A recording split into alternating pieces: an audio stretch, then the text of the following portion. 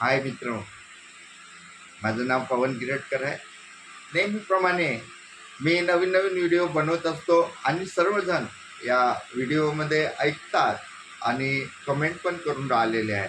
तर मित्रांनो, आजचा हा व्हिडिओ हा आपल्याला प्रेरणा देणार आहे. कविवर्य सुरेश भट यांची कविता मला खूप प्रेरणा देते. मी ते तुमच्यापाशी सादर करतो.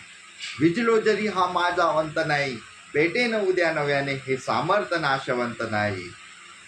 माझे पंख छाटले जरी पुन्हा उडेन मी,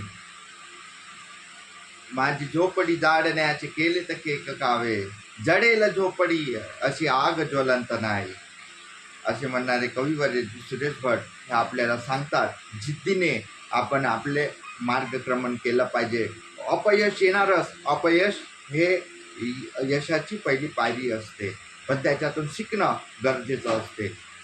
जो व्यक्ती विचार करत नाही, विचाराच्या पलीकडे जात नाही, तो व्यक्ती पुढे पुढे आपले काम पुढे नेत नाही. त्यासाठी गरज असते विचाराची, विचारातून चिंतन करण्याची, चिंतन करून संकल्प घ्यायचे. तर मित्रांनो, आजचा विषय आहे की प्रत्येक जणांनी फायनान्शियल प्लॅनिंग केली पाहिजे. जो व्यक्ती फायनान्शियल प्लॅनिंग करत नाही आणि नुसतं आपलं आयुष्य जगत असते, तर मग त्याचं हमालाचं आयुष्य आणि त्याच्या आयुष्यात काही फरक नसतो. 90% लोक आज पेन्शन नाही आहे. आज त्यांना आयुष्याचे अनेक अडीअडचणीला समोर जावं लागत आहे. आज आपलं वय आहे, आपण कमवते, तर आपण नक्की या योजनेमध्ये, पेन्शन योजनेमध्ये आपण नक्की सहभाग घ्यावं. आणि हा एक विचार आहे, हा विचार अभिगम आपल्याला पुढे नेणार आहे.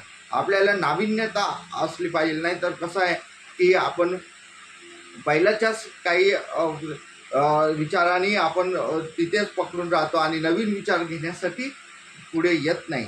मित्रांनो, कन्यादानसारखी योजनासुद्धा आपल्याकडे आलेली आहे. कन्यादान योजनेच्या माध्यमातून आपण आपल्या मुलीचं शिक्षण आणि मॅरेज यासाठी 2 गोष्टीसाठी पैसे लागत असते मित्रांनो. आणि ही गोष्ट आपण का घ्यावी या संदर्भात मी आपल्याशी येणार आहे सांगायसाठी. आणि नक्की आपल्याला आपल्या समाजामध्ये मान प्रतिष्ठा पैशामुळे राहणार आहे. आणि पैसा असेल तर समाजामध्ये आपल्याला योगदान देता येते आणि योगदानासोबत समाजसुद्धा आपल्याला प्रेरणा देत असते मित्रांनो. ह्या सगळ्या गोष्टी मी आपल्याला सांगणार आहे. तर आपण पण तयार राहा आणि मला फोन करू शकता.